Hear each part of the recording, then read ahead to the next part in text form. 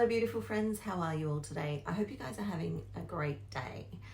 I hope you guys are well. For those of you who are new here, welcome. My name is Emma Carrington, and if you're interested in true crime and justice, you are in the right place. By way of a disclaimer, we discuss true crime cases involving domestic abuse and domestic homicide on this channel. So if that's not the kind of content you are looking for, I completely understand, and thanks for stopping by. If you do stick around, I do hope that you consider hitting those like and subscribe buttons because it helps to push these videos out to more people. And by doing so, together we can spread awareness of the warning signs of domestic abuse that people may otherwise overlook. And that is what I'm hoping to achieve by covering these cases. But today we'll be discussing the case of Gabriella Thompson. And I want to thank Rachel Skye for the suggestion of this case. This happened only a few years ago and only an hour and a half from where I live now. At the time that it happened, I lived really close by to where Gabby was living, and I didn't hear anything about it. So Rachel was worried that this case would be forgotten, and no one should be forgotten, especially within 5 years of something so horrendous happening.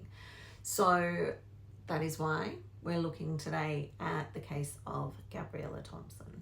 And again, thank you to Rachel. If you do have any case suggestions or anything you'd like me to look into, please leave a message in the comments box below. Otherwise, I have set up a new Facebook group called Trapped by Love, funny enough.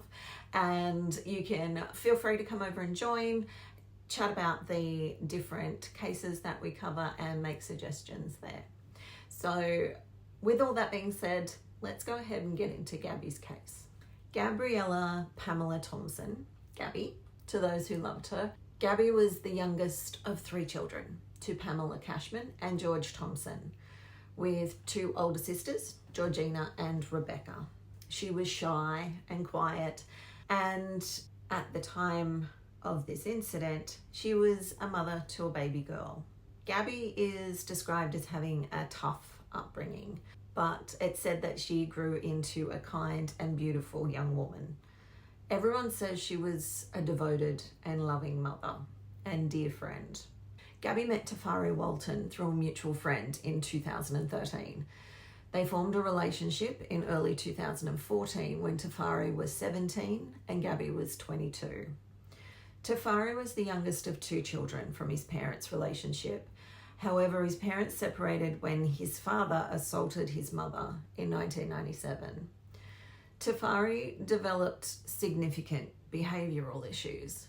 Concerns were noted by doctors and clinical psychologists who reviewed Tafari in 1999 when he was 2, and at that age they considered him to be a very damaged child at high risk of needing ongoing specialist support.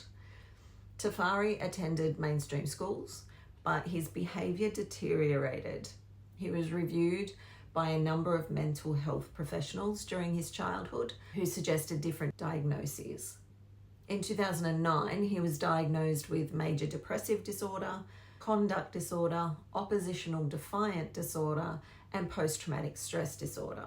He was at one stage believed to have a learning difficulty, although this was doubted.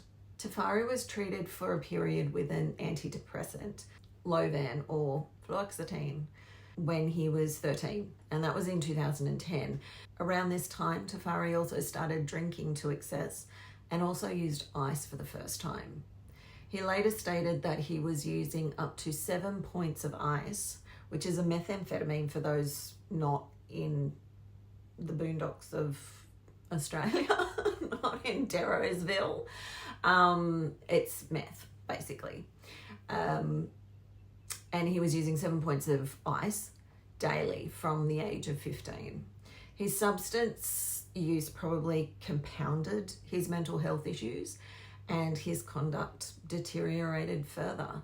Tafari left mainstream schooling and attended behaviour schools. He had a substantial juvenile and adult criminal record. He also had a large number of bail breaches. So anytime he was let out, he wasn't doing the right thing anyway. Significantly, his record also included knife-related crime. In 2007, when aged 10, he allegedly threatened to stab a neighbour. In 2012, age 15, he was convicted of possession of a knife twice, and also of reckless wounding when he stabbed another child. This led to Tafari spending more than 4 years in jail from when he was 16 years old. Now, this wasn't in one solid stint. He was in and out of custody for various offences, which is just scary. It's scary that he wasn't put away for 4 years for stabbing a child, but it's even scarier that once he went in, he kept going back once he was let out. It's just, the whole thing is scary and upsetting. The relationship between Gabby and Tafari was a violent one from the start. Although violent incidents were not often reported to the police. Friends and family of both Gabby and Tafari described their relationship as toxic, but as most of these go, there are different accounts from both sides, depending on which side you spoke to, who was the offending party or the antagonistic party. Basically, can we stop labeling relationships as toxic? If it's toxic, it's a bad relationship. It's not toxic, it is damaging, it is abusive. It's not toxic. Can we just take that out and just not let that be an excuse? It's like, oh, well, they just have a toxic relationship. No one should be in a toxic relationship, and we all need to step up and say, you deserve better than this. There's more out there. There's more to life than dealing with someone who treats you poorly in whatever way it is, or causes you to behave in a way that is out of character for you, because that is what ends up happening, and that's what looks toxic, is that it's not just one side that they see the other person, particularly when people are around. The person who is victimized feels they have a bit more courage. They have someone in their corner. They have people there who can step in and help them. So they do speak up for themselves. So it does look toxic rather than being one person doing everything. It's not the normal dynamic that it would be behind closed doors. They feel that they have a little bit more backup if there are people around, so they come across as more assertive, and they generally pay for it down the track and behind closed doors. But that's what can look quote unquote toxic, but that's not the case. There's one antagonist that's going to cause a toxic environment regardless of who you're with. So basically it came down to the fact that this relationship was plagued with prolonged domestic violence from the outset. And because of Tafari's intense jealousy and controlling behavior, it started from the beginning and it just ramped. There was no stopping it. The violence commenced just a few months into the relationship in about April of 2014, when Tafari assaulted Gabby, causing bruises, splitting her lip and pulling her hair out. Despite all this, the relationship continued and Gabby fell pregnant. She had a termination.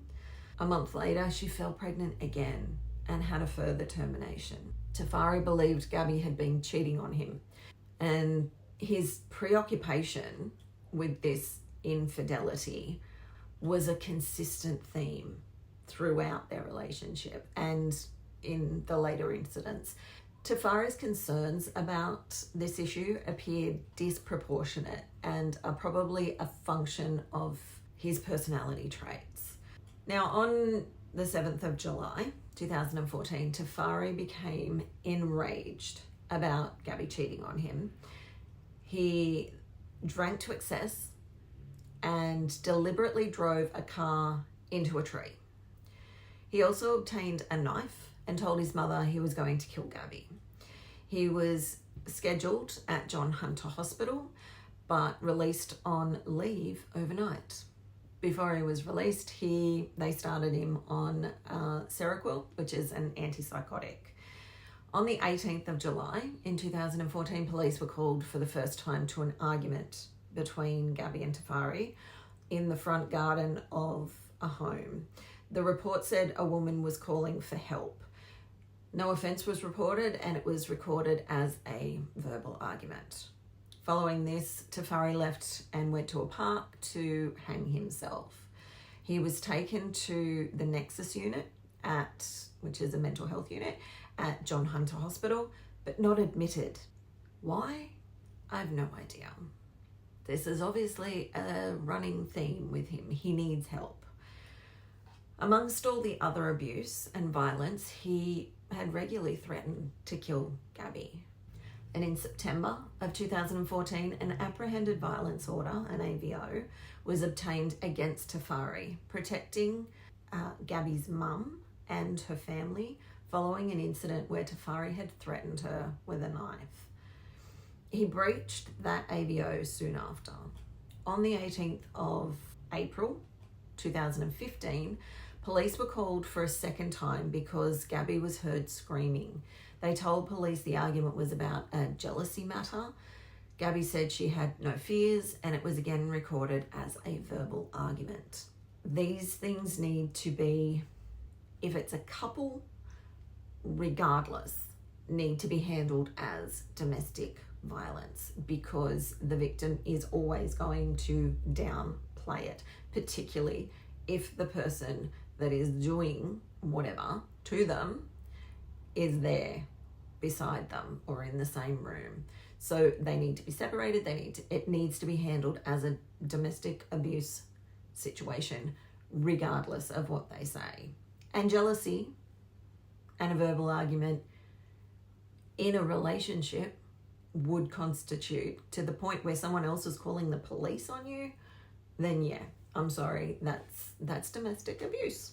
On the 2nd of May 2015, when Gabby was pregnant with her daughter, Tafari again accused her of hooking up with someone in a nightclub, and he assaulted her, wrapping his shirt around his fist and punching her and stomping on her face. This incident was not reported to police, and she did not attend hospital. Tafari entered custody a few days later for unrelated matters. In July in 2015, Gabby approached Nova Women's Association and saw a caseworker. Gabby was primarily looking for help with housing. She reported domestic violence from Tafari. She said she didn't have current concerns as he was in custody, but she needed help. She obtained some support for housing and also stayed at a refuge for a period of time. Gabby's daughter was born on the 23rd of December 2015, while Tafari was still in custody. After years of abuse, Gabby thought she and her new baby girl were finally going to get some reprieve, because Tafari was sent to prison. He'd been in custody on the mid-north coast since 2016, after Gabby told police that he had abused her and threatened to kill both her and their daughter. He ended up in a siege situation at his mother's home in Glendale when he put a gun in his mouth and police surrounded the property. While he was locked up, he threatened to kill Gabby and to cut her tongue out of her mouth during a phone call from prison in 2016. In a subsequent call, Gabby told Tafari she had been out with 2 girlfriends. In response, he told her she was a slut and that he was going to punch her face when he saw her. He then called his mother to complain to her that she had looked after their child while Gabby went out, but hadn't told him.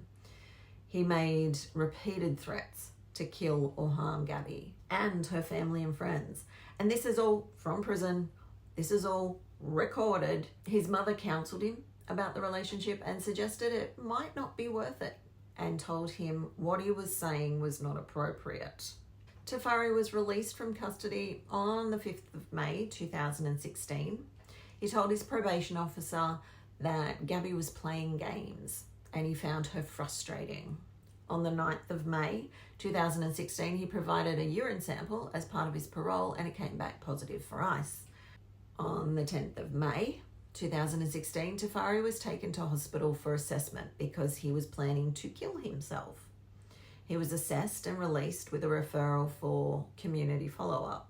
That evening, he attended Gabby's home, reportedly asking for money to gamble and drink. She refused and he assaulted her and told her if she made a noise, he would kill all of them before anyone came. He then took a knife and demanded Gabby kneel on the ground, saying, "You are going to sell your soul to the devil." He calmed down after this. Gabby left the home the following day. On the 14th of May 2016, Tafari took a large overdose of Seroquel, along with further ice and alcohol use, and he was admitted to hospital again. He was reportedly found by his brother with a photo of Gabby and his daughter on his chest. How is he still out? He's being drug tested as a condition of his release, obviously. Why has he not been returned to custody? On the 25th of May 2016, Tafari contacted Gabby while he had their child, asking for a phone ledger of some description. He threatened to take the baby in his mother's car and run it off the road. When Gabby attended the home, he accused her again of infidelity and checked through her phone. He then obtained a knife and again threatened to kill Gabby before the police arrived. Not that the police came. He threatened and said, "I will kill you before the police can get here." On the 26th of May 2016, so the following day, Gabby reported this incident and the one from the 10th of May to police and gave a statement. So on the 27th of May, Tafari was arrested and charged and a provisional AVO was imposed. The charges were later withdrawn. He was taken to the Mater Hospital for a court-ordered mental health review. However, while there, he attacked a nurse, grabbing her by the throat and threatening to kill her if she did not give him the keys. He then escaped and was not located for the following 10 days. He was later charged for that incident also. At some stage during this period, there may have been a further incident where Tafari imprisoned Gabby in her home for 3 days while he was armed with a gun. This was an incident that Gabby disclosed to her caseworker from Nova at some point between April and July that year, but she asked her not to make any record about it. It was not reported to police, Child Protective Services, or mentioned by Gabby to anyone else at this stage. On the 6th of June 2016, Tafari entered his mother's home with a loaded .22 pistol. He later said he obtained the gun from a drug dealer, intending to kill himself. It was loaded with a single round. He held it to his own throat, as well as a knife, threatening to kill himself. This is when the 90-minute siege came about, which ended when his mother's partner disarmed Tafari and he eventually surrendered to police. On arrest, he was found to have 5 bags containing a total of about 1 gram of ice. As a result of these matters, Tafari was arrested. His parole was revoked, finally, and he was returned to custody. So that's what it takes. Having a gun in a gunless society and a 90-minute siege. That's what it takes to be returned to prison where you haven't completed a sentence. Good to know. He was later convicted of firearm offences arising from the siege. He was sentenced in 2017 to 2 years and 6 months in prison in the Newcastle District Court. He was nearing the end of his non-parole period when he attacked and stabbed another inmate. He was then charged with affray and wounding with intent to cause grievous bodily harm in December of 2018. So that was at the end of his non-parole period. So you would think that they would not grant parole. That's sort of a given to me. But then on the 23rd of January, the month after, in 2019, Tafari wasn't just granted parole, he was granted bail by a magistrate in Kempsey Local Court on the condition that he show good behaviour. What? He hasn't even completed his first sentence. He then stabbed someone else. He's in jail because he's attacked a nurse. He's had firearms and ended up in a 90-minute siege. But yeah, he says he'll be good. So toodles, off you go. Off you go, buddy. What is wrong with the system? Like, this seems like a no-brainer to me. Keep the stabby, gun-happy dude in prison for as long as is legally possible. But maybe I'm the crazy one. I'm obviously not a magistrate, but I'm really not sure that this person should have been either. Okay, I'm breathing. Take a breath, rant over. So he's out on strict bail conditions. Tafari's bail conditions are that he reports to police daily, that he resides at his mother's address, and he has a curfew from midnight to midday when he could only leave the home in the company of defined people, and these people included his mother and Gabby.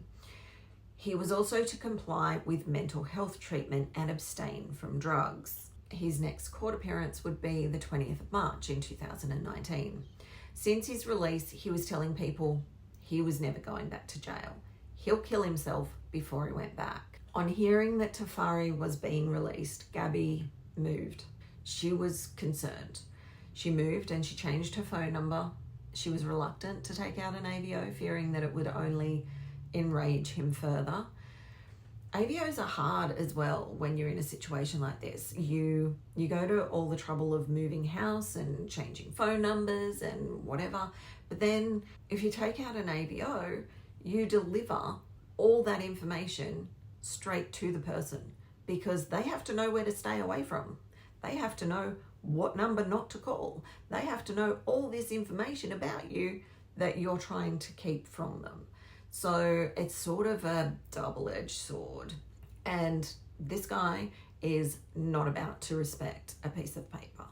So yes, it's good to have the police know what's going on, but an AVO is just giving him more information. But in saying that, she wanted her daughter to be able to have contact with her father. So she didn't go full no contact, which is really the only way to completely get away from a person like this. And inevitably, Tafari tracked her down. The day after Tafari's release from custody, Gabby's mother noticed bruising on her arms. On the 25th of February 2019, Gabby told a colleague she would not be going to work because Tafari had trashed her house. Around this time, Gabby attended her friend Claudine's home with a black eye. And according to Claudine, a fight had occurred at home with Tafari trying to strangle Gabby. Neighbours also later told police that they heard shouting in the street from a man and a woman. On the 11th of March 2019, this is like, I know I'm stepping through this like week by week, month by month, and year by year, but this is sort of just laying it out. It's really difficult when you're in amongst it, when you're in the cycle of abuse, to even remember what it's like when you don't have this going on. And sometimes it all just it's so overwhelming and exhausting that one thing blends into another and you can't remember the argument on Wednesday from the one on Friday, from the one that happened then on Sunday, and then it's the next week, and it just goes on and on and on and on, and you're exhausted and you're just trying to get from one to the next and one to the next and keep the peace in between. And there's no time to catch breath. There's no time to make a plan. There's no time to get your head together. It's just survival mode. And even when you're not living with the person, more so when you're not living with the person, because you're constantly concerned that they're going to turn up. And how am I going to deal with that? What am I going to do? I've got a child here. It's just constant. There is that over and over in your mind. So this is just to sort of give you an idea of it's this day, it's this day, it's this day. It's just Groundhog Day, basically. And it's never ending. It feels like it's never going to end. So on the 11th of March 2019, Gabby told her mother that she was scared Tafari was going to kill her. She said she was going to have to quit work because she couldn't keep turning up with bruises on her. She told her mum that she couldn't say anything though because Tafari would hurt her too. Tafari was threatening everyone in the family. It wasn't just Gabby. Gabby had this looming over her head that if she said anything, he was going to take it out on someone. The next day, on the 12th of March, Gabby texted her friend Zach and then called him saying that Tafari was skitzing out. She was concerned that Tafari would monitor her calls. This was pretty common. She also called her work saying that she wasn't going to be in that day and that she would probably have to quit. She appeared hushed and cautious, according to the person taking the call. Later that morning, Mr. Brady, who was Tafari's parole officer, conducted a second home visit at Tafari's home. Tafari told Mr. Brady that Gabby had cheated on him while he was in custody, but said that while he felt jealous, he didn't consider it that serious. The parole officer didn't think that Gabby was at any immediate risk of harm. Gabby was present at the home that day. Mr. Brady only saw her briefly and didn't observe anything untoward, which is pretty strange considering like in the weeks before she's had a black eye, she's got bruises all over her. This is summertime here in Australia. She's not wearing a whole lot. It's not like she's in hoodies and whatnot. It's summer, it's hot. And so he would be seeing bruises on her. They're not going to fade in a matter of days. Around lunchtime, Gabby's friends Emma and Leroy visited, and Gabby told Emma that Tafari had been awake for 6 days, that he'd been taking ice and had been forcing her to take it. He'd been putting it in her drinks. He'd been accusing her of cheating on him and talking about something that had happened in 2014. She also had bruises on her face, leg and arms, which she covered up with makeup. Leroy says that they saw Tafari smoking ice that afternoon. Gabby's sister Rebecca also saw her that afternoon. She told Rebecca that Tafari was on day 4, which Rebecca took to mean that he'd been on drugs for 4 days. At around 6:40 p.m, Gabby's friend Zach texted her saying, "Dad's in town, could I grab those coins?" He was referring to coins his dad had collected. That evening, Tafari reported as required to Waratah Police Station. He went with Gabby to her mum's house, and it seems like Tafari saw the message from Zach because at about 11 p.m, he called Zach from Gabby's phone, asking him what was going on with Gabby and saying that she was, quote, texting heaps of blokes. Zach told him there was nothing going on. Tafari then sent another text to Zach, who called him back and suggested they meet and talk about it the next day. Tafari couldn't let it go until then, though. He continued to accuse Gabby of infidelity. Tafari showed Gabby's mother a list of men's names, accusing Gabby of being unfaithful. He then assaulted Gabby and threatened her mum. Pamela called Tafari's mum for assistance. Tafari's mum came around and took the couple's daughter from the home. A little after midnight, Gabby told her mother that there was a knife on the floor of her car. When Pamela went to locate it, Tafari dragged Gabby out of the house by her hair and they left in the car. They drove to Tafari's brother's house. His mother also came around and she spoke to Gabby. According to her, Gabby handed her the knife and denied that she'd been assaulted. She said she didn't want the police called. Gabby then went back to her mother's house for the night. But the night's not over for Tafari, even though he's got a midnight curfew. At 2 a.m, he went out to a pub to play pokies with his brother. At about 3:20 a.m, he went to his mother's house, complaining again that Gabby was sleeping with everyone in Newcastle. He appeared very distressed, she says. He still had Gabby's phone and car keys with him. So at 3:30 in the morning, they both went over to Pamela's house, Gabby's mum, to return the phone and keys to Gabby. At this point, Tafari told Gabby the relationship was over. Yay, thank God. Tafari then returned to his brother's house for the remainder of the night. Heaven only knows what happened there. Then on March the 13th, 2019, at around 11:30 a.m, Tafari's mother and stepfather arrived at Gabby's home on Stevens Avenue. They'd come over to help repair a hole in the wall caused by Tafari a few days earlier. Okay, so if all the bruises and the fact that your child is saying they're going to kill their significant other, if they're constantly complaining about infidelity, and if none of that is enough, if your son or daughter is putting holes in the walls of their partner's home, it is time to have a really serious talk with them.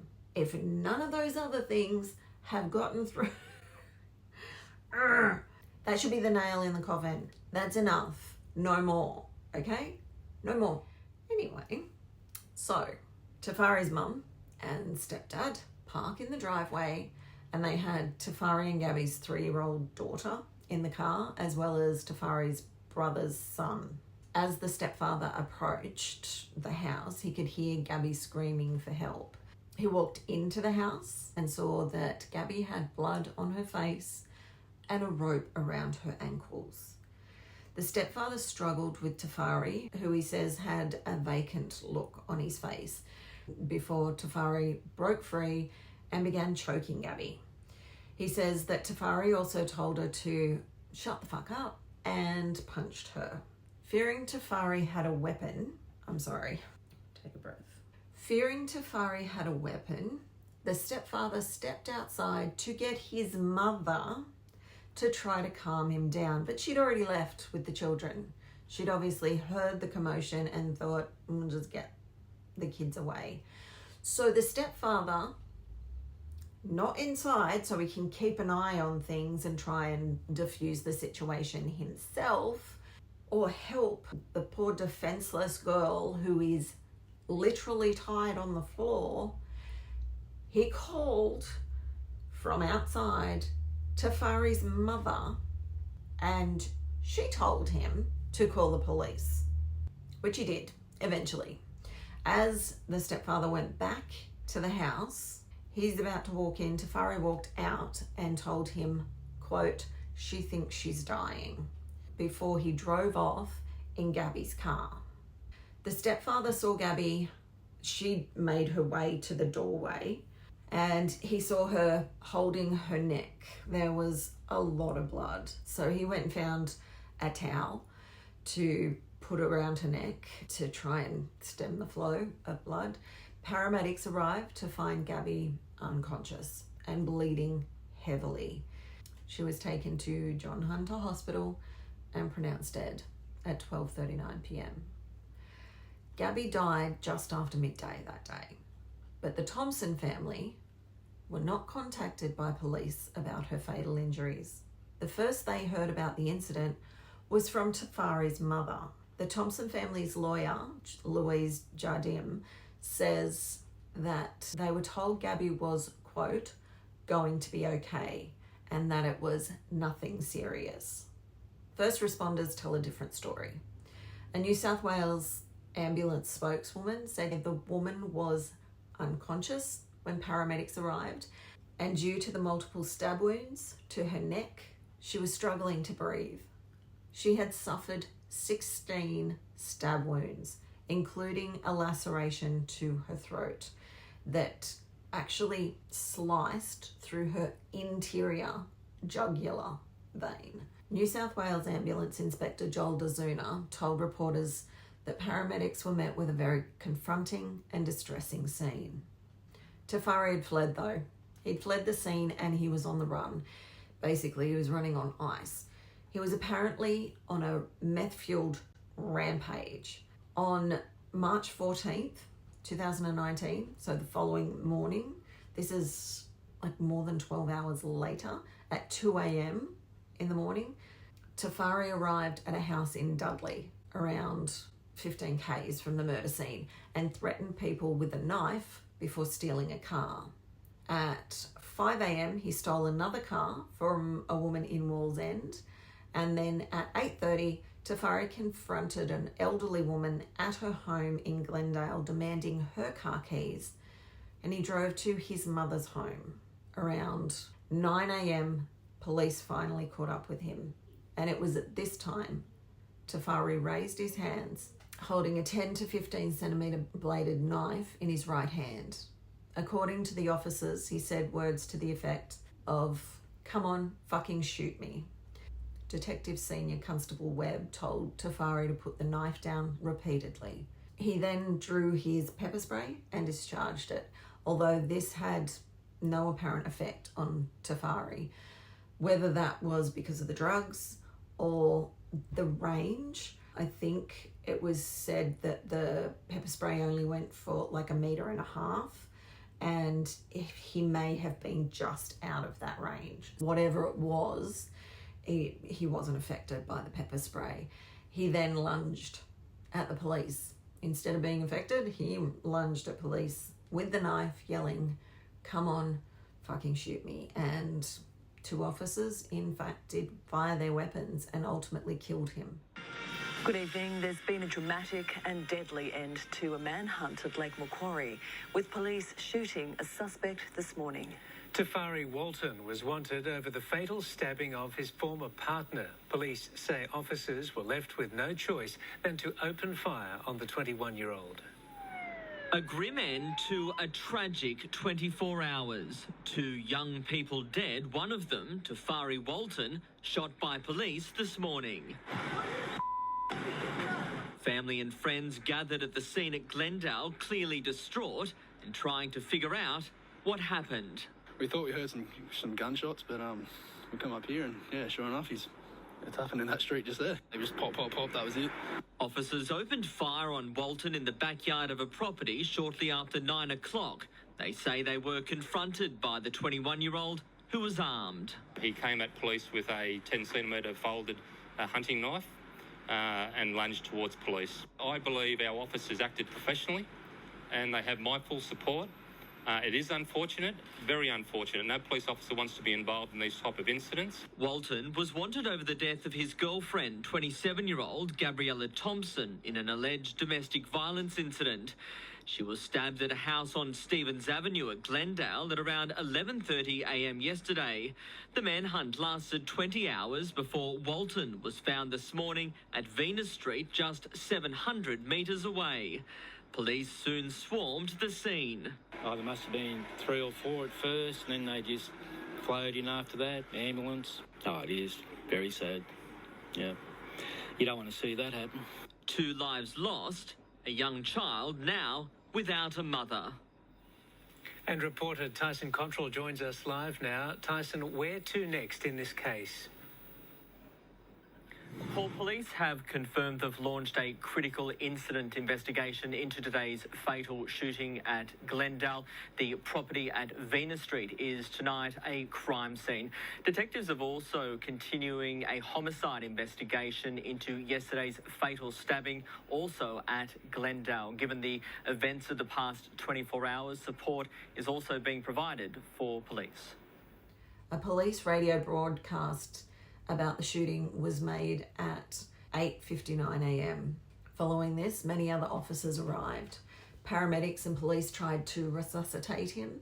A New South Wales ambulance spokeswoman confirmed 3 crews and a medical specialist helicopter team attended the scene. So Tafari was treated at his mum's home, but was unable to be saved. Tafari was declared deceased soon after, at 9:17 a.m. Now, there's been an inquest into both deaths, because it wasn't long before it came to light that on the evening of the 12th, the day before Gabby was killed, Tafari had contacted some of Gabby's other friends, including Emma Russell and Cody Patrick. He was asking about who Gabby had been sleeping with.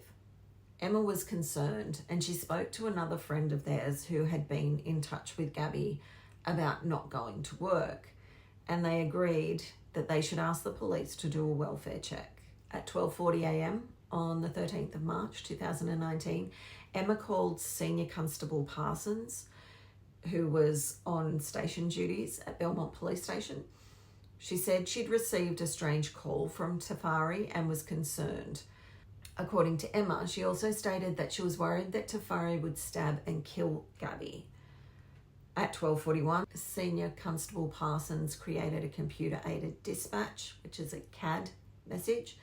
It was recorded as a concern for welfare rather than a domestic violence incident. It didn't mention a concern about Gabby being killed. It stated as follows: informant's friend, Gabriella Thompson, didn't attend work today. Informant received strange phone call from her friend's partner, Tafari Walton. Informant is C4W, as her partner has been violent in past and recently released. At 1:58 a.m, Probationary Constable Hancock and Senior Constable Walker acknowledged the incident. They checked information about Tafari that was known to police. So basically, that would have included his criminal history and bail conditions. They then attended at Gabby's home at around 2:43 a.m. Okay, let's stop for a second. So it took them over an hour to acknowledge it, then almost an hour more to attend. Okay, like I know it's not probably high priority, but anyway, at this time it seems Gabby was at her mum's. So they knocked, but got no response and left about 8 minutes later. Senior Constable Walker then phoned Gabby's phone and also left a message for Emma. Emma returned this call at 3:34 a.m. She repeated how worried she was for Gabby, saying she was concerned Tafari was going to kill her. Senior Constable Walker therefore raised another CAD message at 4:04 a.m. for the oncoming shift. This message, like the earlier one, was concern for welfare. It doesn't mention concern about Gabby being killed, although it does provide much more detail. It stated as follows: informant's friend, Gabriella Thompson, didn't attend work on the 12th of the 3rd without explanation, which is out of character. Informant then received a phone call from Thompson's partner, Tafari Walton, around midnight, in which he was interrogating her about who Thompson had been hanging around with while he was in jail. Informant spoke to other friends who had received similar phone calls through the night, with one male friend receiving threats from Walton for being a friend of Thompson's. Walton has been violent in the past to Thompson, and informant is concerned for her safety. Contact informant with result. Now, underneath, it has information only. Night shift attended the address early morning of the 13th of the 3rd and processed the job after being unable to raise anyone at address. Informant returned a phone call to police around 4 a.m. this date and elaborated on the concerns for her friend. Due to the new information, a duplicate job has been created for the day shift to attend and attempt to locate Thompson. So they were just letting them know that no, it's not just a glitch in the system. Please go and see about it. So this second CAD message was acknowledged at 6:55 by Senior Constables Grime and Stanford. That's another 2 hours later. They attended Gabby's home at 8:39 a.m, another hour and a half later, but still no one was home. Lights inside the property were on, but no one's home. They also attended Tafari's mother's address because, let's face it, that's where he's supposed to be until 12 o'clock midday, and spoke with the stepfather, who told them Tafari was out with Gabby or his brother. Senior Constable Grime then phoned Gabby and left a message, which she returned at 8:54 a.m. The officer said her friend had contacted police and was worried about her. Gabby stated she was fine. She'd only just woken up and saw the missed calls. She appeared chirpy and happy, is what he claims. Those officers took no further action. So around this time, Gabby also responded to Emma's messages saying, we're all good and I'll see you guys soon. My question is, well, firstly, why does it take so long to drop by and check on someone? Again, I know they're busy, but they have details on the person who is the potential threat. And it's not like he's a choir boy. Perhaps time is of the essence here. Also, why wasn't it listed as a DV incident when they know that this threatening behavior is happening? This calling around to all her friends is threatening behavior. It's like, that's not normal behavior in the middle of the night. He's on bail, he's on parole. Like, these are red flags, big time red flags. When they finally do get a hold of her and know she may be with the person that the people are concerned about, they just take her word for the fact that she's fine. I mean, it was only 2 episodes ago, as we saw in Sandy Wolf's case, even when the police attended in person, if they don't separate the victim from the perpetrator, they can be intimidated into saying they're fine and everything's okay. We need to step up our game. Society needs to step up our game. This poor friend was doing everything she could to send up the alert that there's something is wrong here. And yeah, she was early. She was on it early, but someone needed to be looking into it. The inquest looked into whether this was handled appropriately, and it also looked at whether there was adequate supervision of Tafari by community corrections and whether the way his parole was handled had any impact on the risk presented to Gabby at the time of her death. Yeah. In Tafari's case, the issues were as follows. So there were 2 inquests, one into Gabby's death and one into Tafari's death, because he's been killed by officer shooting, which is not common in Australia at all. So the issues that they're looking into with Tafari's case were as follows: the nature of Tafari's mental health issues and the treatment received in custody and on parole, whether adequate supervision was provided to Tafari by community corrections, including steps taken to monitor his adherence with medical health treatment, obviously not, illicit substance use, including drug testing, no, whether adequate action was taken by New South Wales Police Force to locate Tafari following the death of Gabby on the 13th of March. Because, I mean, it went on and on for hours. He wreaked havoc all over the place. Whether adequate steps were taken by the New South Wales Police Force to disseminate information about the investigation to police officers who were searching for Tafari. Whether appropriate action was taken by the involved officers in light of information known to them, including the extent to which a plan was discussed prior to approaching, the decision to engage Tafari, and other options available. So what came out of the inquest in Tafari's case, the results, I guess, that came from looking at all of this, were that Tafari's New South Wales parole officer has admitted to failing to see the red flags. Like, this guy was a walking red flag, seriously. Jeffrey Brady told the inquest in Newcastle he couldn't put the missing pieces of the puzzle together to see Gabriella Thompson had been at serious risk of harm.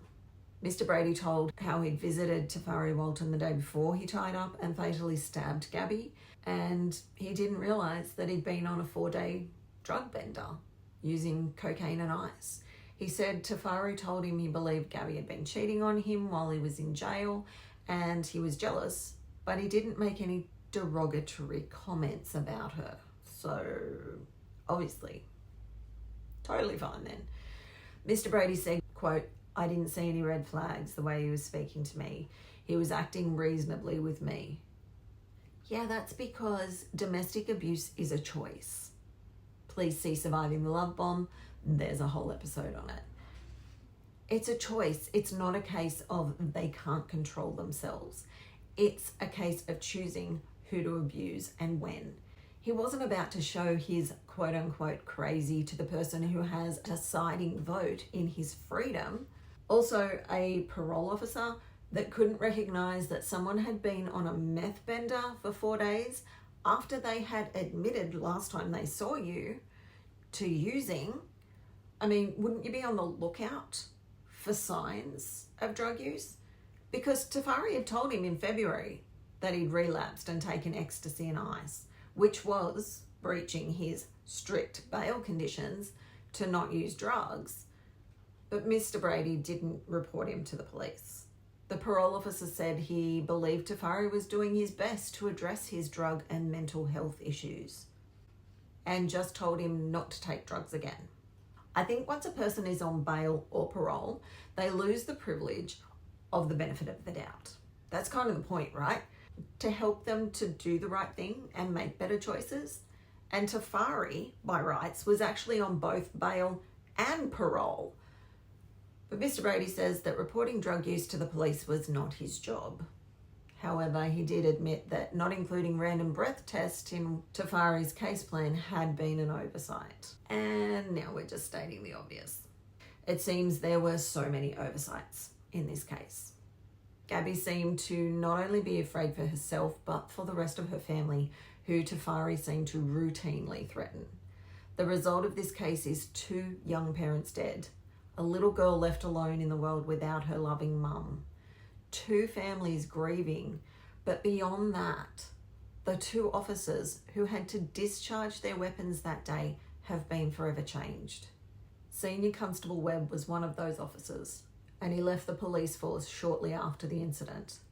He told the inquest that he'd been diagnosed with post-traumatic stress disorder and major depressive disorder. These conditions led to side effects such as hyperaggression and memory loss. That's just heartbreaking. He went to work one morning, one person, and came home another, through no fault of his own. Gabby's family has called for decisive action to prevent domestic violence, and on the 13th of March 2021, hundreds of motorbike riders hit the road at Lake Macquarie in memory of Gabby. Wreaths of purple flowers and plenty of hugs.